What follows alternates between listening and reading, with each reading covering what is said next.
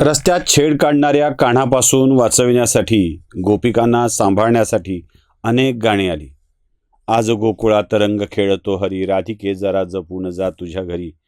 या गाण्यांनी तर कान्हाने छेड काढू नये म्हणून काळजी घेण्यासाठी गोकुळात कोणत्या रस्त्यावर कान्हा रंग खेळतो हे सांगितलं जायचं. पण जाणीवपूर्वक गोपिका त्याच रस्त्याने जायच्या, कारण कान्हाच्या हातातल्या पिचकारीचा रंग आपल्या देहावर लागावा यासाठी गोपिका आसुसलेल्या होत्या. त्यामुळं कान्हा जिथे रंग खेळतोय तिथे खेळायला जायचं हे गोपिकांचं ठरलेलं होतं. पण अशा स्वरूपाचा रंग खेळणारा कान्हा उलट झालं तर, लटपट लटपट तुझं चाल न ग मोठ्या नखऱ्याचं, बोल न ग मंजुळ महिनेचं, अशी अवस्था आली तर मग त्या बाईपासून जरा जपूनच राहायला हवं की, कारण उगाच कलिजा खलास झाला अशी अवस्था व्हायला नको. आहे ना ते गाणं, ती पाहताच बाला कलिजा खलास झाला, असं नको व्हायला. म्हणून नखरेल नार ज्या गल्लीत असते तिथून जाऊ नको असा सल्ला दिला जातो. पण जाणारा मुद्दाम जातोच की. उगाच गाणं म्हणतात का, जिस गली में तेरा घर ना हो बालमा उस गली से हमें तो गुजरना नहीं. फार झाला हो, प्रस्तावना फार झाली, मुद्द्यावर येतो. काय झालं, मनसेचे सर्वे सर्वा एकमेव नेते, कार्यकर्ते, संघटक सगळं काय असलेले राज ठाकरे, म्हणजे एकमेवाद्वितीय असे आहेत त्या मनसेमध्ये, दुसरा नाही कुणी, तेच म्हणून एकमेवाद्वितीय. राज ठाकरे यांनी एक मोठं ज्ञान जगाला दिलं. ते काय होतं, पक्षफुटीविषयी, की पक्ष फोडतात जातात. मला लोकांचं फोडणाऱ्याचं काही वाटत नाही, कारण फुटणारे अवेलेबल आहेत. हे सभ्य भाषेत सांगता आलं असतं की. एखाद दुसऱ्या वेळेला माझे शब्द घसरले ना की लोक मला म्हणतात, कुलकर्णी भाषेचा दर्जा घसरतोय बरं का, जरा सावध राहा. पण राज ठाकरे ज्या स्वरूपात बोलतायत ते कसं आहे जरा बघितलं पाहिजे ना. राज ठाकरेंनी फोडणारे फोडणारच, कारण फुटणारे उपलब्ध असतात, हे साधं वाक्य ज्या नजाकतीने मांडलंय ना, नजाकतीने, ते जरा समजून घेण्यासारखं आहे. ऐका. काय प्रश्न विकत घेणाऱ्यांचा नाहीये, विकल्या जाणाऱ्यांचा आहे. आता देह विक्रीला जर समजा हे तयारच असतील तर गिराईक आहेतच. ते घाणेरडं चालू आहे मुळात. हे कुठच्या प्रकारचं राजकारण सुरू आहे, आणि हे मला असं वाटतं यामध्ये लोकांमध्ये जर समजा तुम्ही जाताच, पत्रकार म्हणून जाताच, लोकांमध्ये संताप आहे या गोष्टींचा. काय म्हणाले की देह विक्रीला ती तयार असेल तर विकत घेणारं गिराईक असतंच की, असं राज ठाकरे बोलले. मला वाटलं राज ठाकरे जरा जास्तच भाऊ खून वगैरे असलं काय बोलले की काय. नाही हो, चिकार तयार आहेत, चिकार. म्हणजे राज ठाकरे सध्या ज्या ज्या पक्षाची तळी उचलत आहेत त्या पक्षातले तर प्रचंड तयार आहेत. उदाहरणार्थ शरद पवारांचा राष्ट्रवादी काँग्रेस पक्ष, त्या पक्षाचे एक खासदार आहेत, म्हणजे मोदीच्या लाटेला निष्प्रभ करून निवडून आलेले ज्येष्ठ नटसम्राट, प्रसिद्ध अभिनेते, ज्यांनी अनाजी पंत नावाचा खलनायक जगाच्या समोर उभा केला, ते आदरणीय अमोल कोल्हे. आता कोल्हेंना पत्रकारांनी प्रश्न विचारला, आपल्याला काही अशी ऑफर आली आहे का? कोल्हेंचं उत्तर फार रंजक होतं. ऐका. विरोधी पक्षाचे खासदार आहेत म्हणून त्यांनी तो मार्ग बदलला. अशी ऑफर आतापर्यंत माझ्याकडे आली नाही. म्हणजे अशी काही ऑफर आली तर विचार करू. अशी ऑफर आली तर नक्कीच विचार करेन. बुलाता है, जाने का है, लेकिन बुलाता ही नहीं अशी स्थिती आहे ना. जाने का है, बुलाता ही नहीं अशी स्थिती आहे. मला आलीच ऑफर तर मी जायला तयार आहे. आई शपथ, राज ठाकरेंचं वाक्य आठवलं. काय म्हणाले ते राज ठाकरे? देह विक्रीला तयार आहेत कारण गिराईक अवेलेबल आहे. मग गिराईक अवेलेबल होणारच ना.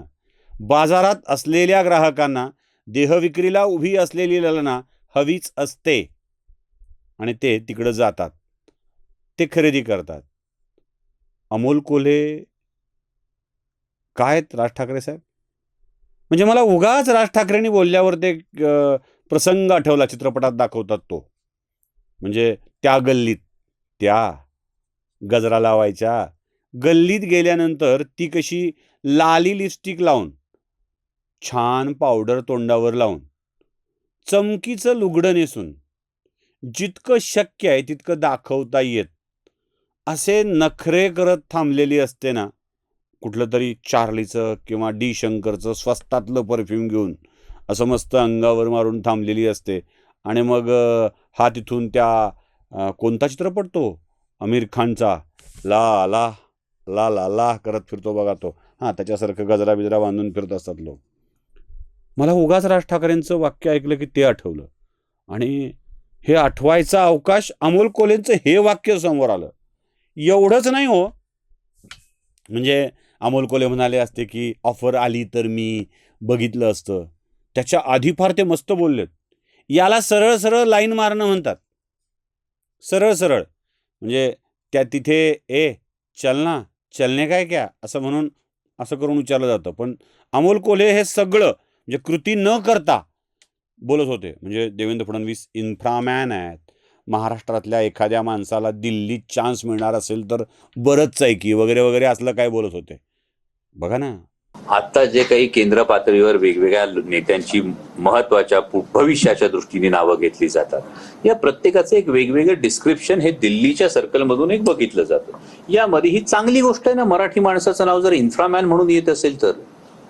जसं माननीय गडकरी साहेबांचं नाव एक वेगळ्या आदराने दिल्लीमध्ये घेतलं जातं, तसं देवेंद्रजींचं इन्फ्रामॅन म्हणून घेतलं जातं. तर मी त्या महाराष्ट्राचा एक लोकप्रतिनिधी म्हणून ही अपेक्षा राजकीय पक्ष ही गोष्ट बाजूला ठेवून व्यक्त करतो.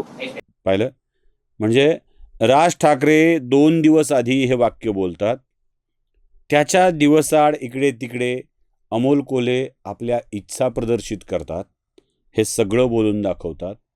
मग हे सगळं मी राज ठाकरेंच्या विधानावर आधारून बोलतोय बरं का. म्हणजे कसं असतं, राज ठाकरेंच्या मनात कल्पना कुठून येतात ते कळावं यासाठी हे सगळं तुम्हाला मी असं कथानकातून सांगितलं. अमोल कोल्हेंच्या मनात इच्छा तरी काय आहे? जाने का है लेकिन बुलाता नाही अशी स्थिती आहे. बोलवावं म्हणून केरळ शुकशुक आहे. ओ इकडे बघा ना, मी आहे ना, मी मी मी मी असं तर नाही आहे. काय माहीत अमोल कोल्हेंच्या डोक्यात काय ते. पण अनेकांच्या तीव्र इच्छा आहेत एवढं मात्र नक्की. अनेकांना वाटतंय आपण गेलं पाहिजे, आपल्याला बोलवलं पाहिजे. एवढंच नाही हो, म्हणजे अनिल परब सभागृहात हे असंच वाक्य बोललेत.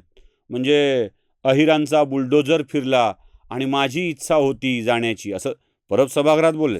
टोमणा दुसऱ्याला होता पण माझीच इच्छा होती असं ते अनाहूतपणे बोलून गेले. ऐका, सुरुवातीला म्हटलं की माझ्या मनात थोडी भीती होती. आज सचिन अहिर यांचा बुलडोजर असा चालला की बऱ्याच लोकांच्या स्वप्नांचा त्यांनी चक्काचूर करून टाकला, म्हणजे चुराडा केला. आणि हा बुलडोजर कसा आला कोणालाच कळलं नाही.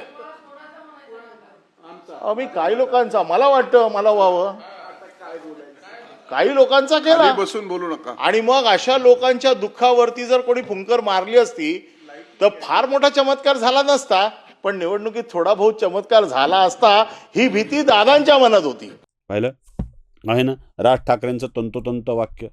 देह विक्रीसाठी बाजारात उपलब्ध असल्यावर गिरायकांची कमी नाही. तसं भारतीय जनता पक्ष किंवा शिवसेना यांच्याकडे जाणाऱ्यांची संख्या जास्त असल्यामुळे तिथे घेणाऱ्यांची तर तीव्र इच्छाच आहे. कारण ती पाहताच बाला कलिजा खलास झाला अशी अवस्था राजकारण्यांची सुद्धा होत असते. नमस्कार.